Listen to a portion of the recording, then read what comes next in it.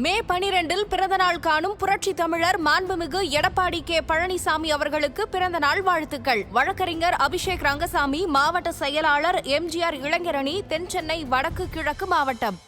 புரட்சி தலைவி அம்மா அவர்களின் நல்லாசியுடன் மே 12 பிறந்தநாள் காணும் புரட்சி தமிழர் எடப்பாடி கே பழனிசாமி பிறந்த நாளில் எல்லையை காக்கும் ராணுவ வீரர்களை வணங்குகிறோம். RS ராஜேஷ், அதிமுக வடசென்னை வடக்கு கிழக்கு மாவட்ட கழக செயலாளர். பிரதான எதிர்கட்சியுடைய ஒரு முக்கியமான தலைவர் பொசிஷன்ல இருக்கிறாரு. 2026 ஸ்டாலினா எடப்பாடியா அப்படிங்கிற அந்த ஒரு விஷயம் தான், இந்த ஒற்றை கேள்விக்கு தான் தமிழக மக்கள் பதிலளிக்க போகிறார்கள். ஸோ அந்த வகையில் பார்க்கும்போது எடப்பாடி பழனிசாமி அவர்களுடைய அந்த அரசியல் அந்த எலிவேஷன் அப்படிங்கிறது உங்க பார்வையில் எப்படி பார்க்குறீங்க? வருகிற தேர்தலில் எடப்பாடி பழனிசாமிக்கு நிறைய வாய்ப்பு இருப்பதாக நினைக்கிறது. எடப்பாடி தலைமையிலான என்டிஏ ஒரு திட்டவட்டமான வெற்றியை பெறும் அப்படின்னு நான் நினைக்கிறேன். அநேகமாக ஏடிஎம்கேக்கே ஃபுல் மெஜாரிட்டி கிடைக்கிறதுக்கு வாய்ப்பு. ரெண்டு பேருமே 1989 எம்எல்ஏ ஆனவர். ஆனால் ஸ்டாலினுக்கு முன்பாகவே முதல்வராகிவிட்டவர் எடப்பாடி பழனிசாமி. அப்படின்னா அவர் எவ்வளோ ஸ்மார்ட்னு நீங்கள் தெரிஞ்சுக்கலாம். இத்தனைக்கும் ஸ்டாலினுக்கு இருக்கக்கூடிய குடும்ப பின்புலம், இன்னாருடைய மகன் அப்படிங்கிற அந்த விதமான டேக் எதுவுமே இல்லாத நிலையில் எடப்பாடி பழனிசாமி ஸ்டாலினுக்கு முன்பாகவே ஆட்சியை பிடித்து காட்டார். இப்போ டிஎம்கே நீட்டை ஒழிக்கிறதுக்கான ரகசியம் எங்களுக்கு தெரியும்னு பொய் சொல்லி ஆட்சிக்கு வந்தாங்க, ஓட்டு வாங்கினாங்க. நீட்டை ஒழிக்கிறதுக்கு ஏதாவது செஞ்சாங்களா? எதுவும் இல்லை. ரைட். எடப்பாடி பழனிசாமி காலத்திலையும் நீட்டை ஒழிக்கல. ஆனால் அதே நேரத்தில் நீட்னால ஏற்படக்கூடிய பாதிப்புகள்னு எதுவும் இருந்துடக்கூடாது அப்படிங்கிறதுக்காக 7.5% உள்ஒதுக்கீட்டை அரசு பள்ளி மாணவர்களுக்காக அவர் கொண்டு வந்தார். இன்னைக்கு கிட்டத்தட்ட ஒவ்வொரு கிராமத்துலையும் ரொம்ப புவராக இருக்கக்கூடிய ஃபேமிலி எல்லாத்துலேயும் யாரோ ஒருத்தங்க மெடிக்கல் காலேஜை பிடிச்சிட்டு இருக்காங்க. இதை எடப்பாடி பழனிசாமி செய்து காட்டியிருக்கார்.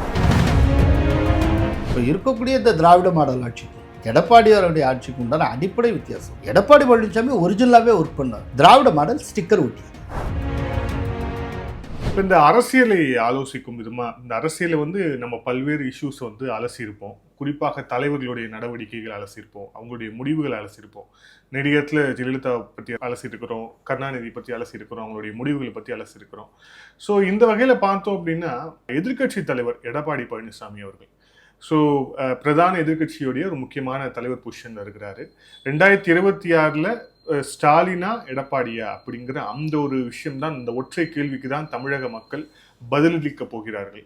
ஸோ அந்த வகையில் பார்க்கும்போது எடப்பாடி பழனிசாமி அவர்களுடைய அந்த அந்த அரசியல் அந்த எலிவேஷன் அப்படிங்கிறது உங்க பார்வையில் என்ன சார்? உங்க பார்வையில் எப்படி பார்க்குறீங்க? வருகிற தேர்தலில் எடப்பாடி பழனிசாமிக்கு நிறைய வாய்ப்பு இருப்பதாக நினைக்கிறது. இப்போ ரீசண்டாக அவரை சந்தித்தேன், எடப்பாடி பழனிசாமி அவர்களை பேசிகிட்டு இருந்தேன். மோர் தேன் அவர் பேசிகிட்டு இருந்தோம். அப்போ அவர் நிறைய புள்ளி விவரங்கள், டேட்டாஸ் எல்லாம் கையில் வச்சுருந்தார். நாங்கள் எங்கள் கையில் இருந்த புள்ளி விவரங்கள் எல்லாத்தையும் காட்டி அவரோட விவாதித்து கொண்டிருந்தோம். அவர் ஃபுல் கான்ஃபிடென்ஸோடு இருக்கார். இந்த இப்போ இருக்கக்கூடிய அவங்க கூட்டணியில், இந்த என்டிஏல இன்னும் பல கட்சிகள் வரும் என்பது அவர் உறுதியாக இருக்கிறார். அப்படியே ஒருவேளை அந்த மாதிரி கொண்டு வர முடியலைனாலும் கூட டிஎம்கே கூட்டணிலேருந்து சில செங்கலை உருவருது அப்படிங்கிற ஒரு முயற்சியும் போய் கொண்டிருப்பதாக நாம் கேள்விப்படுறோம்.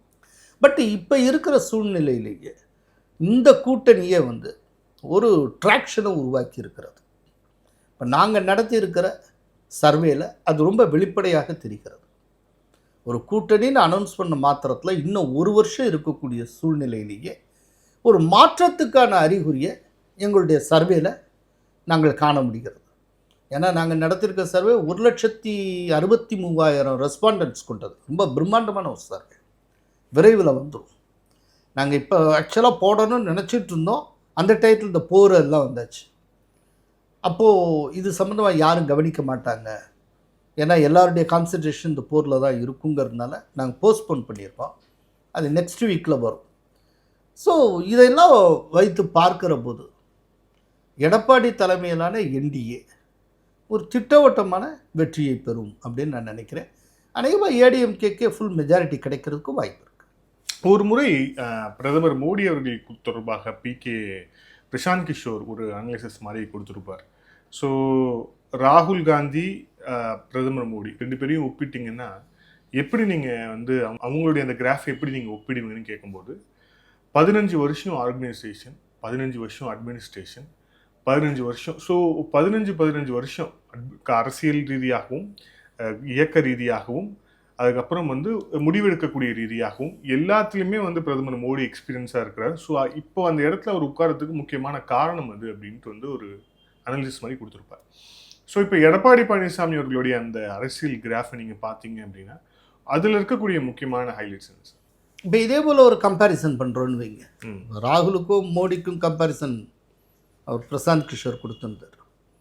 அவர் என்ன சொல்லியிருந்தாருன்னா, மோடி வந்து ஃபஸ்ட்டு ஒரு 15 வருஷம் ஆர்எஸ்எஸ் உடைய தீவிர பிரச்சாரகர் காரியகர்த்தா அப்படி. அதுக்கு அடுத்த 15 வருஷம் பிஜேபியில் முக்கியமான ஆஃபீஸ் பேரர் நிர்வாகி. அதுக்கு அடுத்தது வந்து அவர் குஜராத்தினுடைய முதல்வர், இன்னைக்கு பிரதமர். இந்த விதமான ஒரு காம்பினேஷனில் ஒருத்தரை நீங்கள் காட்டுறது கஷ்டம் அப்படின்னு சொல்லியிருந்தார்.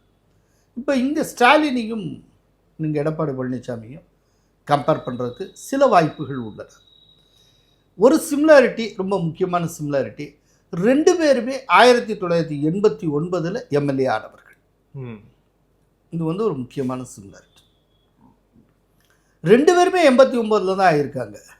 ஆனால் ஸ்டாலினுக்கு முன்பாகவே முதல்வராகிவிட்டவர் எடப்பாடி பழனிசாமி. அப்படின்னா அவர் எவ்வளோ ஸ்மார்ட்டுன்னு நீங்கள் தெரிஞ்சுக்கலாம். இத்தனைக்கும் ஸ்டாலினுக்கு இருக்கக்கூடிய குடும்ப பின்புலம், இன்னாருடைய மகன் அப்படிங்கிற அந்த விதமான டேக் எதுவுமே இல்லாத நிலையில் எடப்பாடி பழனிசாமி ஸ்டாலினுக்கு முன்பாகவே ஆட்சியை பிடித்து காட்டினார். இது சொல்கிறப்போ மக்களால் அவர் தேர்ந்தெடுக்கப்பட்டாரா, மக்கள் அவரை சிஎம் ஆக்கினாங்களா அப்படியெல்லாம் நிறையா கேள்வி. அந்த கேள்வி ஒரு அசட்டுத்தனமான கேள்வி.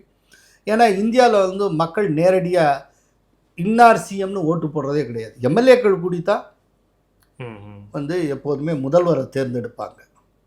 அதே போல் எடப்பாடி பழனிசாமியை அவர் முதல்வராக்கினது அப்படிங்கிறது அன்றைக்கு இருந்த அதிமுகவுடைய சட்டப்பேரவை உறுப்பினர்கள் தான். வேறவங்க எப்படி தேர்ந்தெடுக்க முடியும்? ஸோ சட்டம் என்ன சொல்லி இருக்கிறதோ அந்த வழியில் தான் அவர் முதல்வரானார். ஸோ இப்போ மீண்டும் அவர் முதல்வராவதற்கு வாய்ப்பு இருக்கிறது அப்படின்னு நான் நினைக்கிறேன். இன்னொன்று, நான் பல தடவை சொல்லியிருக்கேன், இப்போது சொல்கிறேன், தொடர்ச்சியாக 2வது முறை எப்போதுமே டிஎம்கே வென்றது கிடையாது, ஆட்சியை பிடித்தது கிடையாது. நீங்கள் அது வேணால் செக் பண்ணிக்கலாம். அப்படிங்கிறப்போ இந்த முறை அது ஆட்சியை கைப்பற்றுமா அப்படிங்கிறது டவுட்டு. டிஎம்கேக்கு ஒரு மிகப்பெரிய சவால் காத்திருக்கிறது. ரொம்ப கடினம், ஜெயிக்கிறது கடினம். இதில் வந்து இதை கடினமாக்கினது வந்து அதிமுக அந்த என்டிஏ கூட்டணி மட்டுமல்ல, டிஎம்கேயை மிகப்பெரிய அளவில் பாதிக்கக்கூடியவராக விஜய் உருவெடுத்து வருகிறார். விஜய் வந்து ஒவ்வொரு இடத்துலையும் வாங்கக்கூடிய வாக்குகள் அதெல்லாம் பார்க்குறப்போ விஜய் எந்த இடத்துல ரொம்ப ஹியூஜாக வாக்குகளை வாங்குகிறாரோ அந்த இடத்துல டிஎம்கே அடி வாங்குது.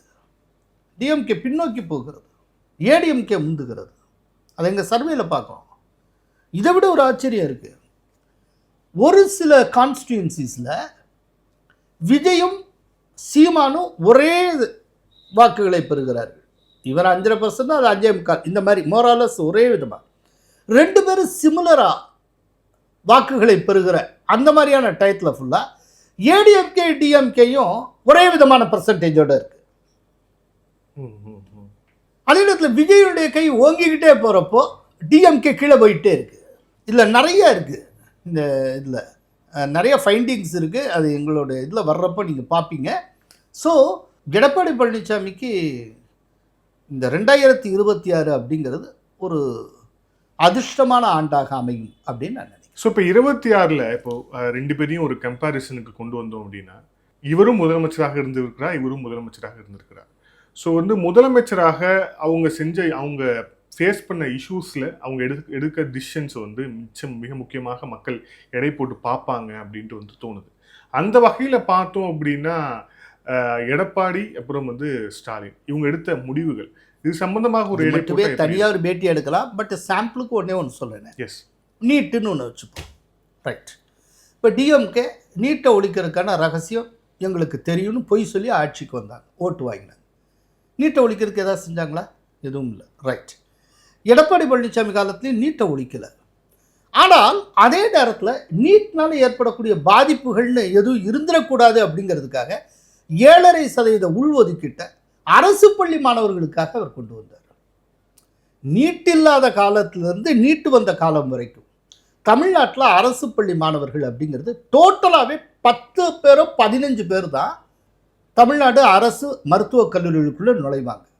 மொத்த தமிழ்நாடு முழுக்க சேர்த்தே 10-15 பேர், அதுக்கு மேலே போனதே கிடையாது.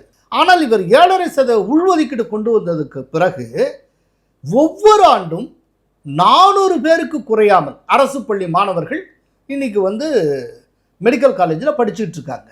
இன்னைக்கு கிட்டத்தட்ட ஒவ்வொரு கிராமத்துலேயும் ஒரு சாதாரண ஒரு செமி அர்பன் இல்லாட்டி ரூரல் ஏரியாவில் பெரும்பாலான இடங்களில் ரொம்ப சாதாரண ஒரு ரொம்ப புவராக இருக்கக்கூடிய ஃபேமிலி எல்லாத்துலேருந்து யாரோ ஒருத்தங்க மெடிக்கல் காலேஜை படிச்சுட்டு இருக்காங்க. இதை வந்து எடப்பாடி பழனிசாமி செய்து காட்டியிருக்கிறார். சரி, அதே போல் இன்னும் அந்த மெடிக்கல்லே வருவோம். ஓராண்டுக்குள்ளேயே 11 மெடிக்கல் காலேஜஸுக்கான அனுமதியை எடப்பாடி பழனிசாமி பெற்றுத்தந்து அந்த 11 மெடிக்கல் காலேஜஸுக்குண்ட கட்டுமான பணியும் அவர் தொடங்கி வச்சுட்டார். ஒரு சில இது அவர் ஆட்சி காலத்திலே முடிந்திருந்தது. இத்தனைக்கும் எடப்பாடி பழனிசாமி சைட்லேருந்து ஏடிஎம்கே சைட்லேருந்து மத்திய அமைச்சரவையில் யாருமே பங்கேற்கலை. ஒரு என்டிஏ அப்படிங்கிற அளவில் அதனுடைய கூட்டணி கட்சியாக மட்டும்தான் அப்போ இருந்தாங்க. இப்போ அதே நேரத்தில் டிஎம்கே சைடில் எத்தனை அமைச்சர்கள் காங்கிரஸ் ஆட்சி காலத்தில் பங்கெடுத்தாங்க, எவ்வளவு இலாக்காக்களை பகிர்ந்து கொண்டார்கள், இதெல்லாம் தெரியும். ஆனால் இதே போல் செய்த நன்மை ஏதாவது ஒன்றை சொல்லுங்கள். ஒரு வருஷத்தில் 11 மெடிக்கல் காலேஜ் எடப்பாடி பழனிசாமி மோடியை இன்ஃப்ளூயன்ஸ் பண்ணி வாங்க முடிஞ்சதில்லை. இன்னும் சொல்லப்போனால் இந்த 7.5% உள்ஒதுக்கீடு இருக்குல்ல, அதுவே ஜேபி நட்டாவுடைய ஐடியா. அவர் தான் எடப்பாடி பழனிசாமிக்கு சொன்னது. நீங்கள் வந்து நீட்டை எதிர்க்காதீங்க, சுப்ரீம் கோர்ட் தீர்ப்பு பேசிக்கிட்டே இருக்கலாம், வேலைக்காகாது. அதுக்கு பதிலாக நீங்கள் இப்படி கொண்டு வாங்க, அப்போ நிறைய ஏழை மாணவர்களுக்கு மெடிக்கல் காலேஜில் அட்மிஷன் கிடைக்கிறதுக்கு வாய்ப்பு இருக்கும். ஸோ இந்த விதமாக பண்ணி நீங்கள் காம்பன்சேட் பண்ணுங்கள் அப்படின்னு. அது நல்ல ஐடியாவாக இருக்க கண்டு உடனே அதை அமல்படுத்தினார் எடப்பாடி பழனிசாமி. கடைசியில் இதை மிஞ்சி டிஎம்கே செய்த சாதனை என்ன? ஒரே ஒரு நாள் கவர்னருக்கு எதிராக ஒரு ஆர்ப்பாட்டம் பண்ணி, அதாவது எடப்பாடியார் கொண்டு வந்து அது 7.5% ஒதுக்கீடு இருக்குல்ல, இது வந்து கவர்னருடைய கையெழுத்துக்காக காத்து கொண்டு இருந்தது. கவர்னர் வந்து அப்போ இருந்து சொலிசிட்டர் ஜெனரல் துஷார் மேத்தாட்ட ஒரு ஆலோசனை கேட்டு அனுப்பிச்சிருந்தார். அது வர்றதுக்கு ஒரு நாள் டிலே ஆச்சு. அடுத்த நாள் வந்துடும். அடுத்த நாள் கவர்னர் கையெழுத்து போடுவார்னு தெரிஞ்ச நிலையில் முதல் நாள் அவங்க வந்து 7.5% ஒதுக்கீட்டில் கையெழுத்து போட போகிறீங்களா இல்லையா அப்படின்னு சொல்லி ராஜ்பவனுக்கு முன்னால் ஒரு போராட்டம். இப்போ அவங்க எதிர்பார்த்த மாதிரியே அடுத்த நாள் கையெழுத்து போட்டு இம்மிடியேட்டாக அமலுக்கு வருது. வந்த உடனேயே எங்களுடைய போராட்டத்தால் தான் அவர் கையெழுத்து போட்டார், இல்லைன்னு இது அமலுக்கே வந்திருக்காது அப்படின்னு அதுக்கு ஒரு ஸ்டிக்கர் ஒட்டினாங்க. அதனால் இப்போ இருக்கக்கூடிய இந்த திராவிட மாடல் ஆட்சிக்கும் எடப்பாடியாருடைய ஆட்சிக்கும் உண்டான அடிப்படை வித்தியாசம். எடப்பாடி பழனிசாமி ஒரிஜினலாகவே ஒர்க் பண்ணார், திராவிட மாடல் ஸ்டிக்கர் ஒட்டியது. அதுதான்.